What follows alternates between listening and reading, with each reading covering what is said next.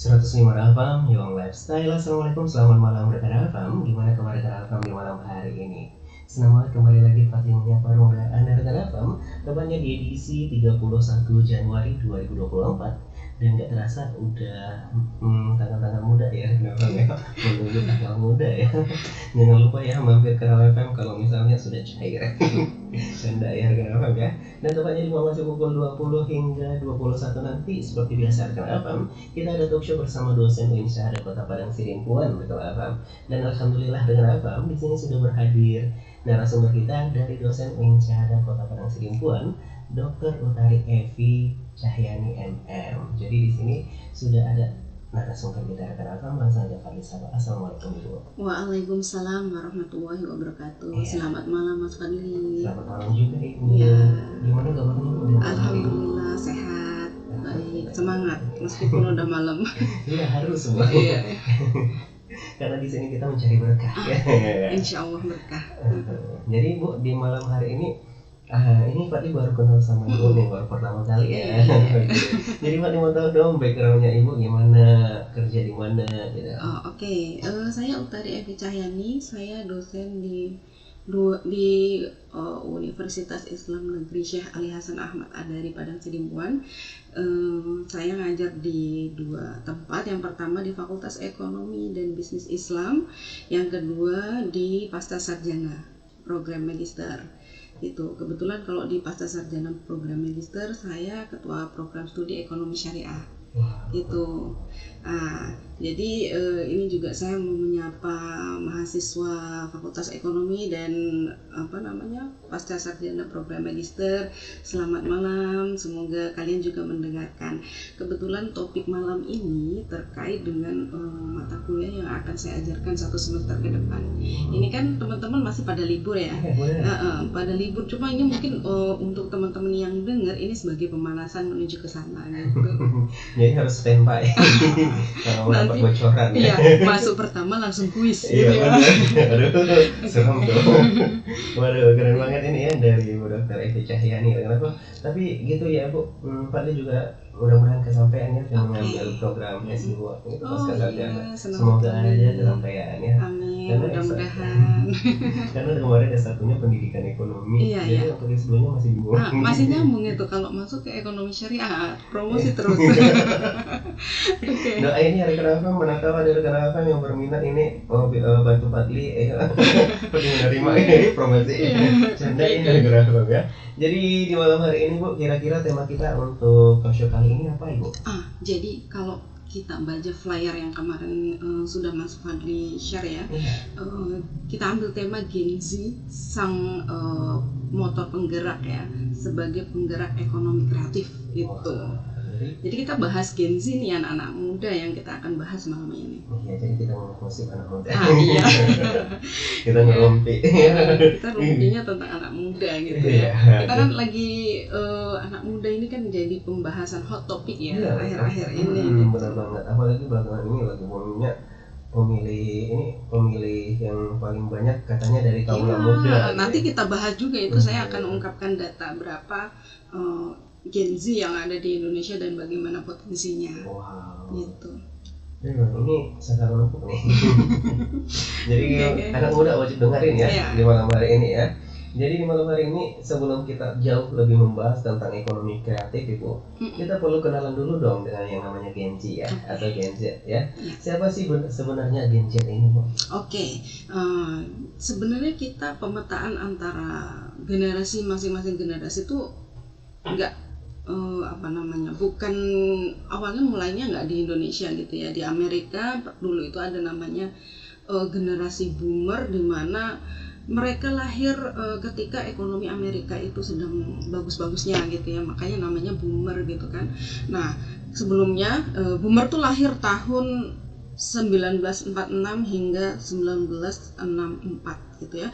Nah sebelum 1946 itu ada namanya pre-boomer gitu kalau di Amerika. Di Indonesia mungkin pre-boomer ya ada, tetapi mungkin sekarang tinggal nggak sebanyak generasi-generasi berikutnya. Kemudian setelah boomer itu ada Gen X namanya. Gen X itu lahir usia tahun 1965 hingga 1980. Nah, ini generasi ayah kita ya.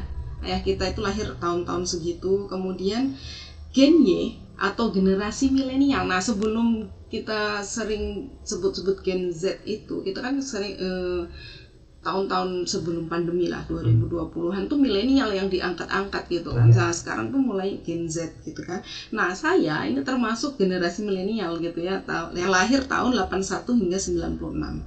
Nah, Gen Z sendiri ini mereka lahir tahun 97 hingga 2012.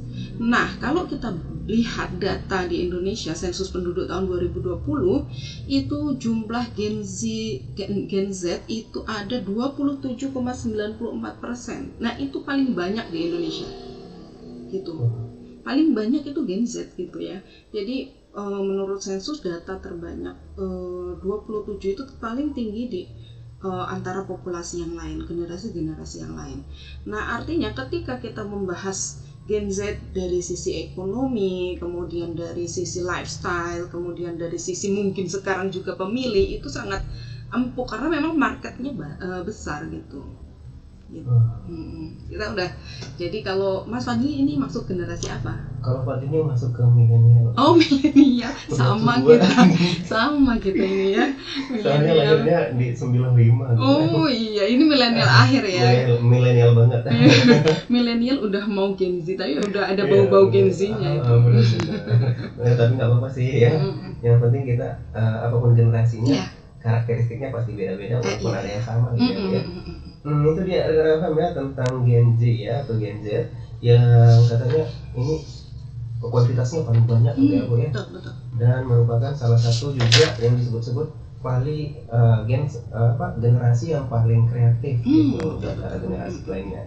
Dan kemudian Pak Ali mau nanya kembali ya Bu, tadi kita udah singgung beberapa karakteristik tuh ya. Jadi bagaimana sih karakteristik sebenarnya dari para generasi Gen gitu? Oke, kalau kita bicara Gen Z itu kan mereka lahir tahun 96 ke atas ya. Ketika 98 itu kan ada Krismon di Indonesia. Kemudian tahun 2008-an itu ada namanya resesi, dampak dari ekonomi Amerika yang turun. Kemudian itu kan mereka berkali-kali mengalami guncangan lah ibaratnya. Mereka hidup tuh di zaman yang ya ibaratnya berat gitu. Jadi memang mereka ya tadi punya keinginan untuk survive kayak gitulah. Daya survive-nya itu sebenarnya tinggi gitu. Nah, berdasarkan riset ini ada 4 karakteristik dari Gen Z. Ya, yang pertama, Gen Z tuh punya karakteristik di undefined idea. Nah, apa sih di undefined idea ini? Generasi ini sebenarnya menghargai ekspresi individu tanpa memberi label tertentu gitu ya. Kamu misalnya seperti ini, ya nggak apa-apa gitu. Kamu seperti ini, ya nggak apa-apa. Masing-masing tuh punya karakter sendiri-sendiri dan itu kita nggak melabeli si Gen Z itu, masing-masing Gen Z itu nggak melabeli kamu yang ini pasti seperti ini, nggak seperti itu. Jadi mereka ya menganggap bahwa identitas diri itu unik gitu loh. Itu yang pertama. Yang kedua, Gen Z itu sebagai the communaholic gitu ya. Communaholic itu artinya mereka tuh sangat inklusif gitu ya. Inklusif dalam arti mereka tertarik dengan berbagai komunitas. Dengan misalnya memanfaatkan kecanggihan teknologi, misalnya ada kalau kita di sini di Sidimpuan ini, kalau saya lihat ya ada komunitas-komunitas sosial ada, komunitas kreativitas ada, komunitas tentang yang suka seni ada gitu ya. Dan itu kalau saya lihat motornya adalah Gen Z gitu. Nah, itu unik gitu. Komunitas sosial seperti ini mungkin saya singgung merek ya. Kalau Mas Fadli tahu Gercep itu kan ada kan ya. Nah, Gercep. Kemudian ada juga yang Idol Club. Nah, itu kan ada gitu ya. Nah, itu mereka kalau saya lihat itu semuanya dimotori oleh Gen Z gitu loh. Mereka yang berperan gitu di kegiatan-kegiatan komunitas seperti itu. Nah, itu yang kedua. Yang ketiga, Gen Z itu dikenal sebagai the dialoger atau generasi yang percaya akan pentingnya komunikasi dalam penyelesaian konflik. Jadi kalau dulu itu mungkin kita tuh zaman saya itu lebih suka bahwa menghindari konflik gitu ya. Ketika misalnya berorganisasi kalau bisa ya jangan ada konflik gitu kan. Padahal kalau kita bicara konflik itu sebenarnya ya diperlukan gitu. Kalau tidak ada konflik mungkin organisasi itu tidak akan berkembang gitu, tidak ada challenge gitu. Konflik itu sebenarnya yang mendorong kita atau organisasi untuk semakin maju. Adanya konflik maka ada upaya untuk penyelesaian konflik, kemudian resolusi konflik itu yang membuat organisasi makin survive, berkembang dan maju. Itu yang kedua. Nah, Gen Z itu ketika ada konflik ya kita selesaikan dengan komunikasi gitu. Itu karakter Gen Z. Kalau kita tuh zaman saya sih kalau bisa jangan ada konflik lah, menghindari konflik lah kalau bisa gitu. Tapi Gen Z itu enggak, ya konflik enggak apa-apa, kita selesaikan dengan komunikasi gitu. Itu karakter.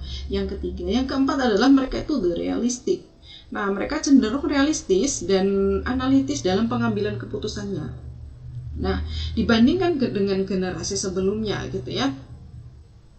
Mungkin kalau generasi sebelumnya ada juga yang membawa keperasaan atau baper dan sebagainya. Itu kalau Gen Z itu lebih speak by data, kemudian realitasnya bagaimana. Kita perlu analisis seperti ini dan seperti itu gitu ya. Itu tadi 4 karakteristik Gen Z. Tapi apakah itu suatu ilmu yang pasti? Artinya semua Gen Z seperti itu? Ya enggak gitu. Itu secara umum seperti itu karakternya gitu. Oke. Jadi untuk yang ini biasanya kan Gen Z itu kan identik dengan si kreatif yang lembek gitu kan. Biasanya diistilahkan kayak gitu ya kan. Soalnya beberapa video-video juga gitu ya kan menunjukin bahwasanya generasi Z itu kreatif, banyak ide, tapi mentalnya kurang gitu. Itu ada penelitian juga atau kayak mana? Jadi ada juga sebenarnya Gen Z itu yang mereka teman-teman peneliti itu yang sebut mereka sebagai generasi strawberry gitu ya. Cantik di luar tapi sebenarnya ya mudah busuk gitu kan dan sebagainya, itu lembek tadi yang dibilang gitu kan. Nah, sebenarnya itu ada penelitian, memang ada risetnya gitu, tapi itu tentu saja tidak semua seperti itu gitu ya. Mungkin karakteristik mereka yang seperti itu dibangun tadi bahwa mereka tumbuh di saat-saat resesi yang memang mereka, orang tua mereka struggle, kemudian mereka benar-benar kayak dipelihara gitu, disayang-sayang betul gitu kan. Nah, tapi memang mau generasi apapun namanya anak kan ya memang disayang, cuma kan karakteristik Gen Z itu lebih ke tadi, lebih dipelihara oleh orang tua mereka, kemudian ya banyak yang tumbuh menjadi generasi strawberry gitu, meskipun tidak semuanya seperti itu. Mereka kreatif sebenarnya kan, mereka punya kreativitas tinggi, tetapi mereka nggak mau diatur gitu. Nah, kerja suka hati gitu ya, emang banyaknya gitu lah kan, memang itu kelemahannya ya, tetapi mereka punya daya juang yang tinggi juga gitu. Nah, tadi mereka tumbuh di masa-masa krisis tadi menyebabkan bahwa kemapanan finansial itu menjadi goal mereka gitu. Kalau kita zaman saya dulu milenial atau di atas saya, kalau ditanya pekerjaan nanti kalau udah lulus kuliah mau jadi apa, pasti tanyanya PNS gitu ya. Yang aman, dokter, PNS, guru gitu kan. Kenapa seperti itu? Yang aman gitu kan. Aman ya udah, nanti kerja biasa aja, kemudian nanti pensiun ada gitu kan. Itu kan sebenarnya aman. Tapi kalau ditanya apakah kemudian pekerjaan yang aman itu bagus, ya nggak mesti juga, tergantung orangnya juga gitu. Ada orang yang memang pengennya duitnya banyak gitu. Nah, kalau mau duit banyak ya nggak bisa dari seperti itu gitu kan. Nah, kalau kita lihat Gen Z karakternya, mereka kan tumbuh di mana mereka kita sebut sebagai digital native gitu ya, atau lahir itu udah ada teknologi digital, udah ada HP, udah ada smartphone dan sebagainya gitu ya. Istilahnya generasi yang paling melek sama teknologi gitu ya. Nah, digital native ini yang menyebabkan mereka nanti kemudian sangat terpapar dengan informasi-informasi yang ada di tadi VT dan sebagainya, yang mana umur 25 tahun sudah apa capaiannya gitu. Umur 17 tahun sudah apa capaiannya. Nah, mereka dicekoki dengan hal-hal seperti itu gitu. Nah, akhirnya kan mereka punya, ya memang bagus. Di satu sisi mereka punya target, tapi di sisi lain itu isu kesehatan mental mereka juga itu terpengaruh juga dengan tadi paparan-paparan yang memang kadang kalau orang yang semangat ya semangat gitu, tapi kemudian ya membuat terlalu semangat, padahal kan masing-masing orang tuh punya pace masing-masing, punya tahapan-tahapan masing-masing gitu. Nggak sama, saya mungkin tahapannya ada yang memang orang tuh tahapannya maraton lari cepet gitu, capaian umur 20 udah sekian capaiannya. Tapi kan ada orang yang memang capaiannya lambat gitu. Iya, bertahap gitu. Nah, kalau kita mungkin boleh sebut merek ya, tapi mungkin ini nggak terlalu, kita ambil pelajarannya aja. Tahu Kolonel Sanders kan? Iya. Itu ya ayam goreng itu kan. Nah, Kolonel Sanders itu sukses di masa apa? Apakah dia usia muda? Kan enggak, udah tua, pensiun, kemudian buka ayam goreng lah gitu kan. Kemudian sukses di usianya yang lebih tua gitu. Yang punya waralaba di seluruh dunia. Nah, artinya itu kita bicara bahwa tahapan kesuksesan orang itu ya beda-beda gitu loh. Nah, definisi sukses juga kita kalau bicara itu juga akan berbeda gitu. Jadi tadi potensi mereka punya kreativitas, kemudian mereka digital native, kemudian inovasi mereka itu ya tentu saja tidak kita ragukan lagi gitu ya. Tetapi tadi ada isu-isu yang negatif side-nya gitu ya. Negatif side-nya tadi ya mungkin mereka ya bisa kita sebut sebagai generasi strawberry yang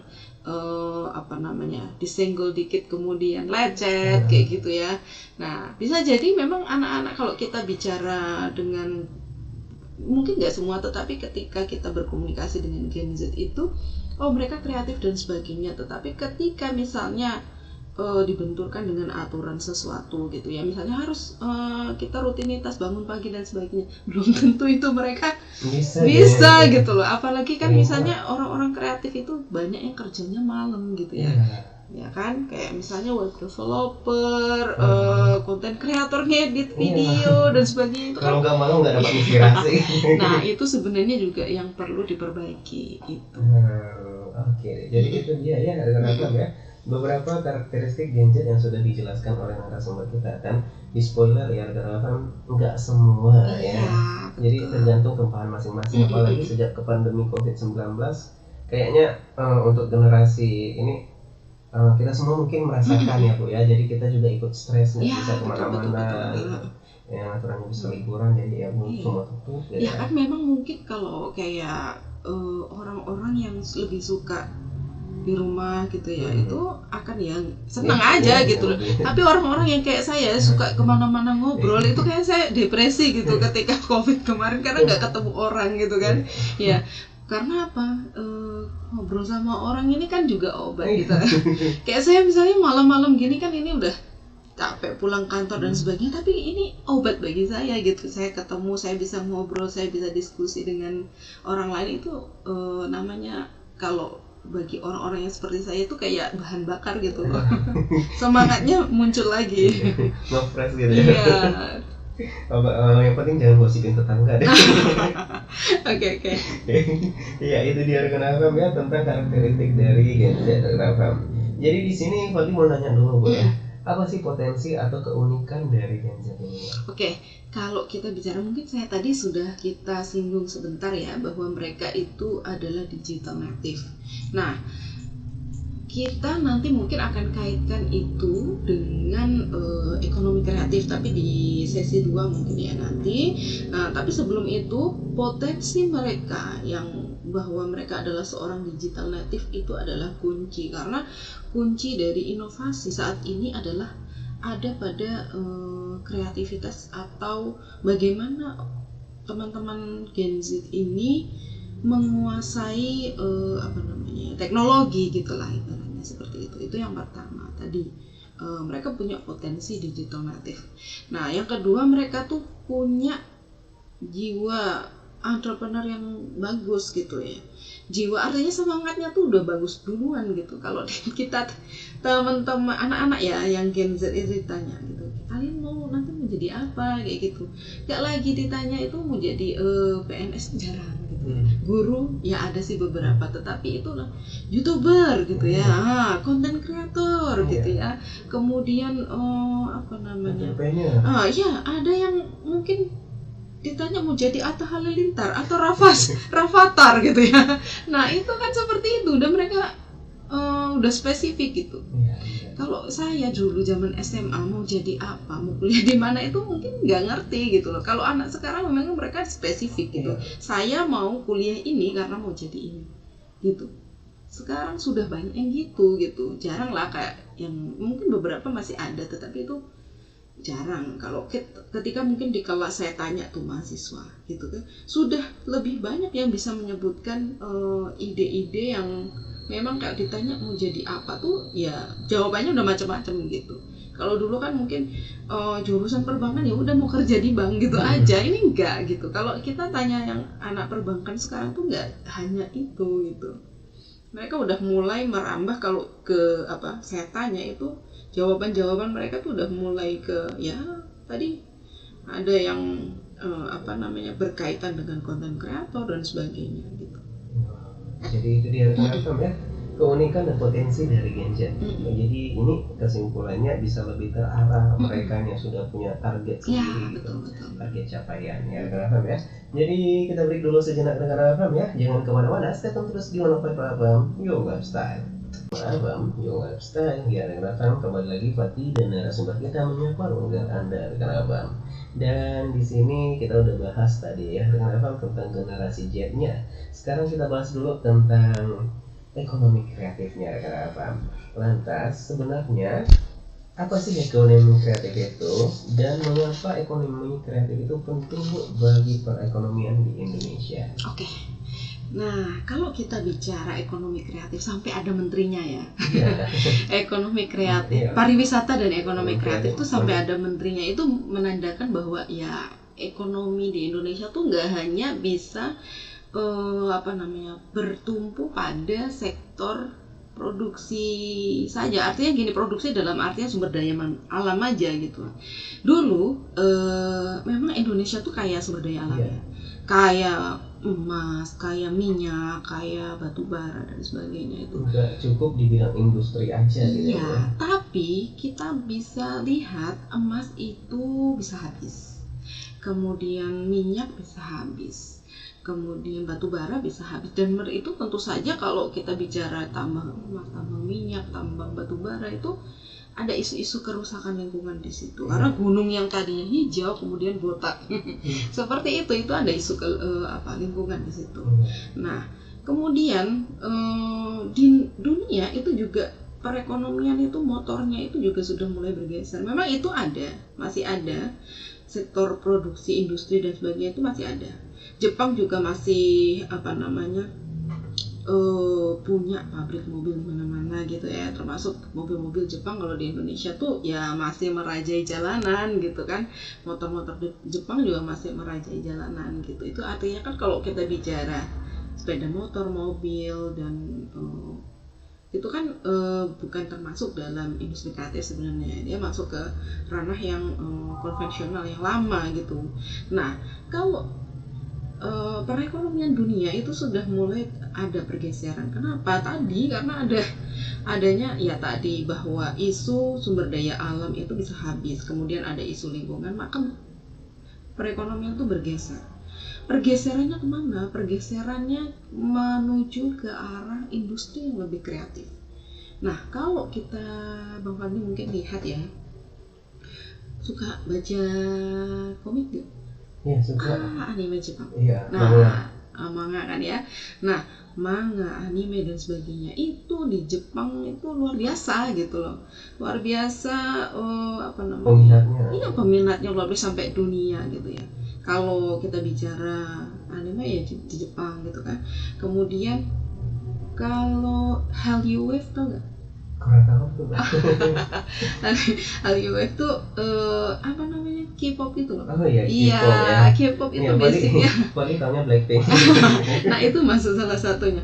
Nah, K-pop itu juga kalau kita bicara Korea punya apa sih? Korea tuh nggak punya sumber daya alam gitu loh, nggak punya minyak dan sebagainya tuh nggak sebanyak Indonesia gitu. Tapi kalau bertumbuh pada itu mereka kan nggak akan hidup. Nah, padahal kalau kita lihat ya, sama-sama tahun 1945 tuh kita sama-sama merdeka, karena kan sebenarnya Korea dan Indonesia tuh sama-sama jajahan Jepang kan waktu itu ya. Kemudian Jepang kalah perang, baru kita Indonesia Korea Selatan merdeka, Indonesia merdeka juga. Artinya kita berada pada posisi start yang sama sebenarnya gitu. Kalau kita bicara umur negaranya gitu, start kita tuh sama. Cuma motor kita adalah ekonomi yang berbasis sumber daya alam gitu. Sedangkan Korea itu basicnya adalah industri kreatif gitu. Memang awal-awal sih belum ya, mereka juga tetap produksi alat-alat elektronik, produksi mobil dan sebagainya dengan Samsungnya gitu ya. Tapi kalau mulai tahun setelah krisis, mereka tahun 98 kita krisis, mereka juga sama gitu ya. Nah, setelah krisis itu bergeser gitu. Tidak, yang menjadi motor itu ya nggak hanya itu, muncul industri-industri kreatif. Bahkan kalau kita bicara industri kreatif di Korea kayak production house gitu ya, YG, SM dan sebagainya, itu sampai mereka listing di bursa efek perusahaannya gitu loh.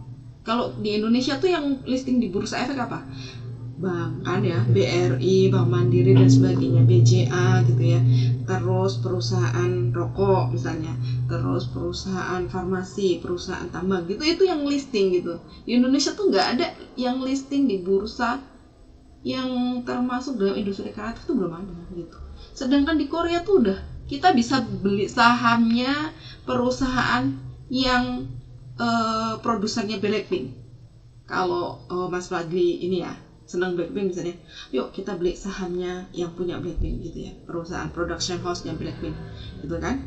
Kita bisa kayak gitu. Nah, artinya itu kalau kita bicara, kenal BTS nggak? Kenal. Iya, tapi BTS nggak kenal kita gitu. Nah, BTS itu big hit. Nah, itu sampai menyumbang GDP yang besar bagi Korea gitu ya. Nah, artinya industri kreatif itu ya luar biasa gitu potensinya gitu. Nah, kalau di Indonesia gimana sih gitu? Apakah akan bisa sepotensi di luar negeri gitu ya?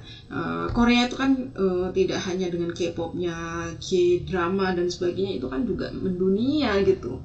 Kalau kita bicara BTS itu nggak cuma di Asia, tetapi sampai di Amerika itu kan mereka juga sampai fandomnya di mana-mana gitu, di Amerika juga gitu. Bahkan yang sebenarnya menembus pasar Amerika itu kan susah gitu ya, sampai sana gitu.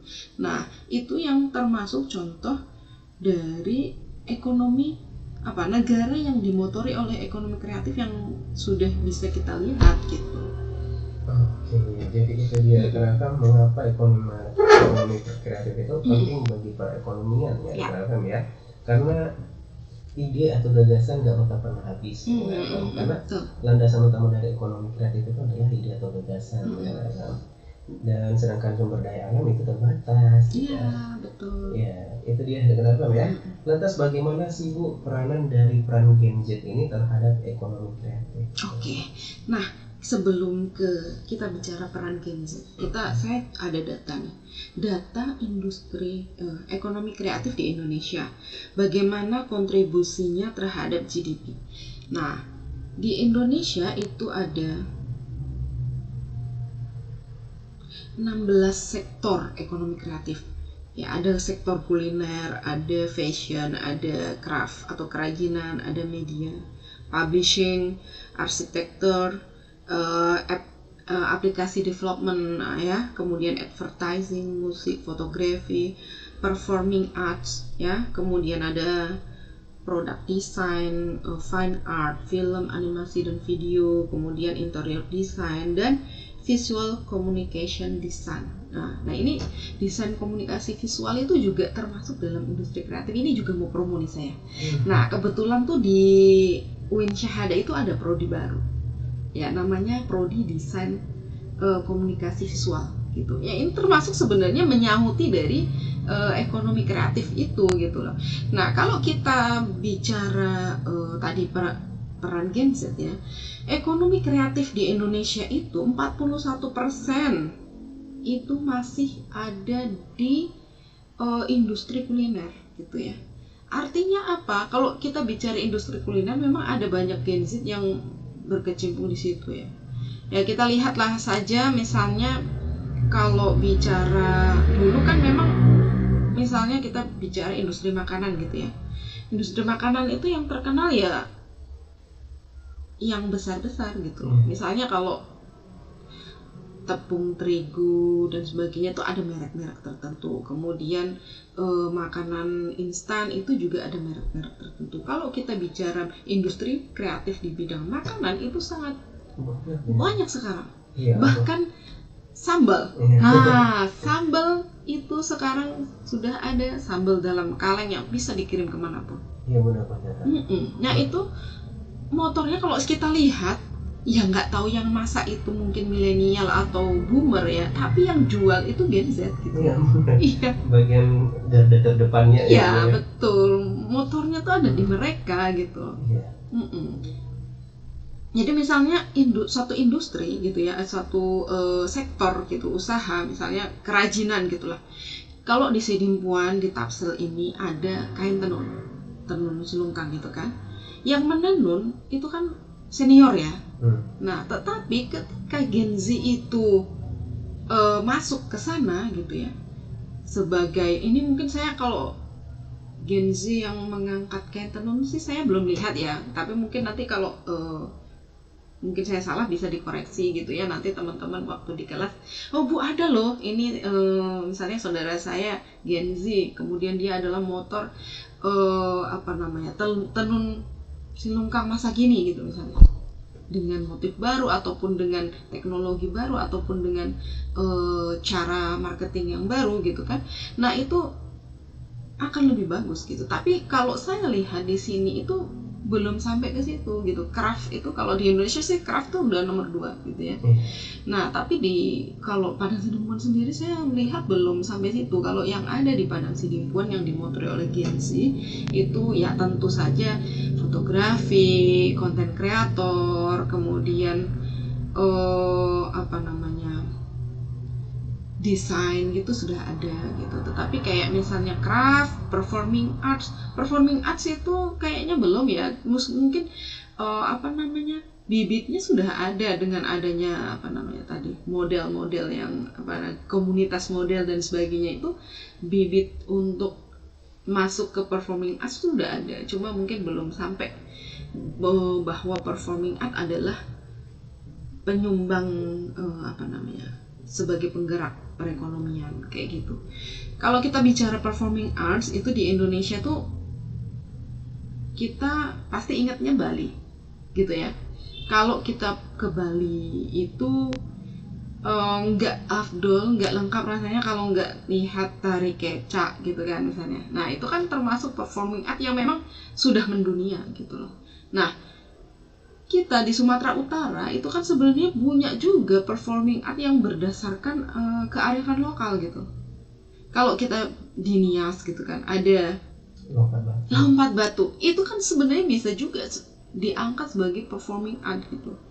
Kemudian di Samosir gitu, Pulau Samosir gitu kan, itu juga bisa diangkat sebagai ketika ke Samosir ditunjukkan pertunjukan sama kayak yang di Bali gitu kan, seperti itu. Itu juga sebenarnya potensi. Nah, potensi yang bisa menyebarluaskan itu siapa? Tentu saja Gen Z yang punya, yang mereka adalah seorang digital native. Mereka punya keterampilan dengan teknologi, punya kemampuan editing dan sebagainya gitu ya. Ibaratnya kalau misalnya gini, saya sering bicara dengan mahasiswa bahwa ketika kalian kuliah di kampus gitu ya, jadi tidak hanya kuliah saja yang tidak hanya pengetahuan dari sisi materi saja, tetapi kita juga perlu mengembangkan skill lain. Skill lain apa? Skill termasuk skill ya kita kalau zaman saya dulu kan Excel itu kan nggak semuanya bisa Iya, gitu udah ya. tinggi banget ya. Ya, udah tinggi banget gitu ya.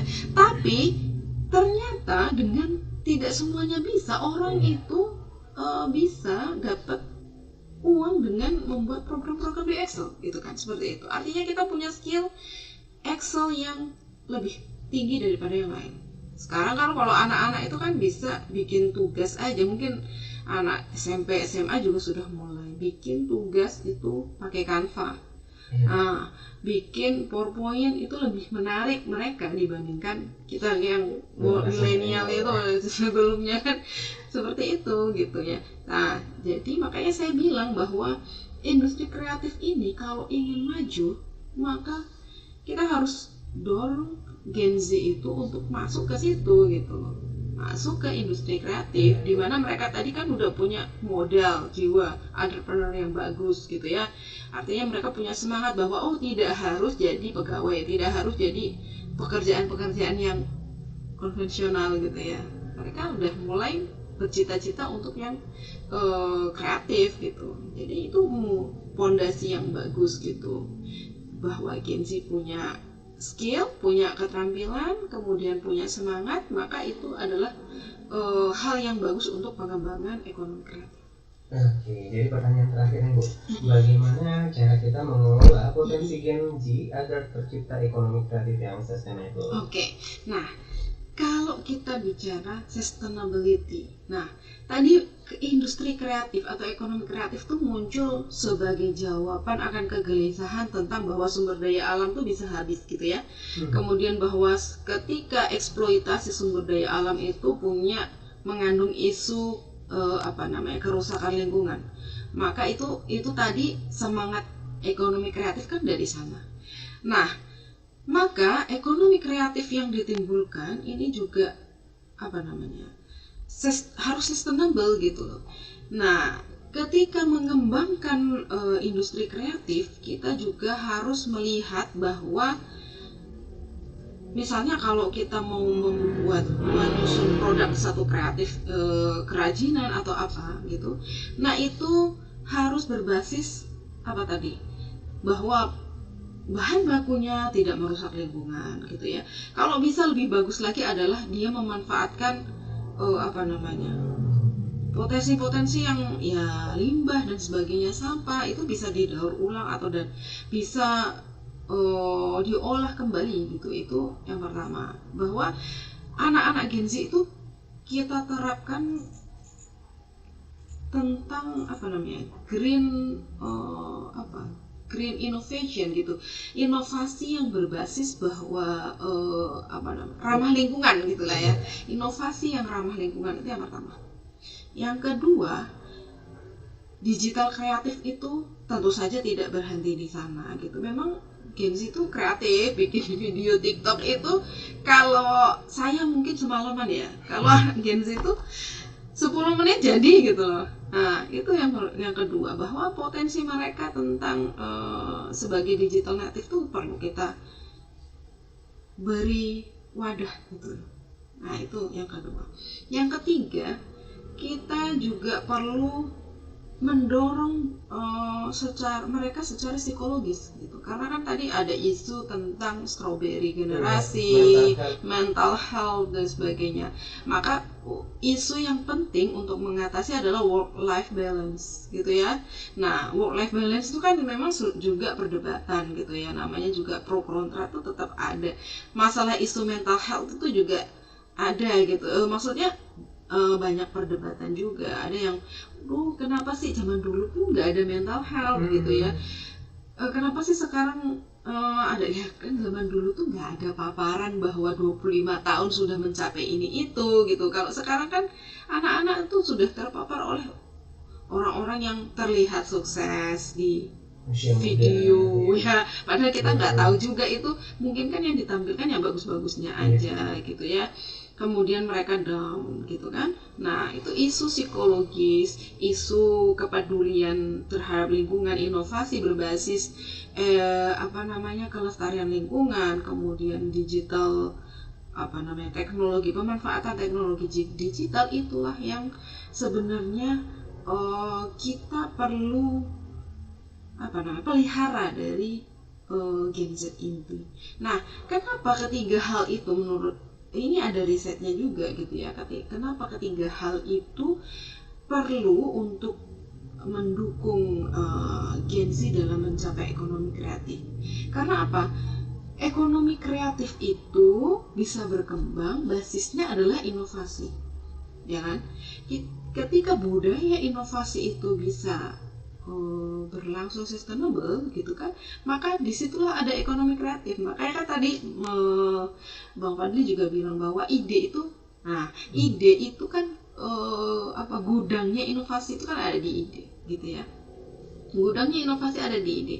Kemudian inovasi itulah yang menyebabkan ekonomi kreatif berkembang. Maka budaya inovasi itu harus didukung oleh tiga hal tadi. Gen Z yang sehat secara fisik dan mental, ya. Kemudian Gen Z yang peduli terhadap lingkungan. Kemudian Gen Z yang terus memanfaatkan teknologi dalam hal yang positif tentu saja gitu. Oke, itu dia rekan-rekan ya. Pertanyaan terakhir yang sudah kita bahas rekan-rekan. Jadi boleh kita simpulkan untuk pertemuan kita kali ini Bu ya, karena waktu sudah menunjukkan informasi pukul 21. Oke, jadi kesimpulannya adalah kalau bagi teman-teman Gen Z gitu ya, jangan takut untuk berinovasi, menggali kreativitas. Bahwa ketika misalnya kalian bikin video joget-joget gitu ya, kemudian ada yang ngomong ya misalnya joget-joget doang gitu, ya jangan berkecil hati. Skill untuk membuat video itu udah punya gitu ya, tinggal lagi ditambah yang skill video yang memang mungkin bermanfaat untuk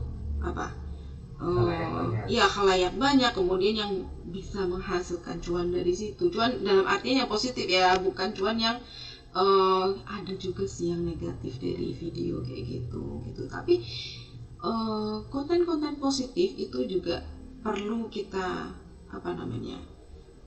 munculkan bagi Gen Z gitu. Saya tahu sih konten negatif itu ada juga marketnya, tetapi kalau bisa Gen Z itu ya tentu saja harus yang positif. Karena apa? Ketika konten positif yang itulah yang akan mendorong perekonomian gitu loh. Kita bisa membangun Indonesia yang kreatif gitu ya.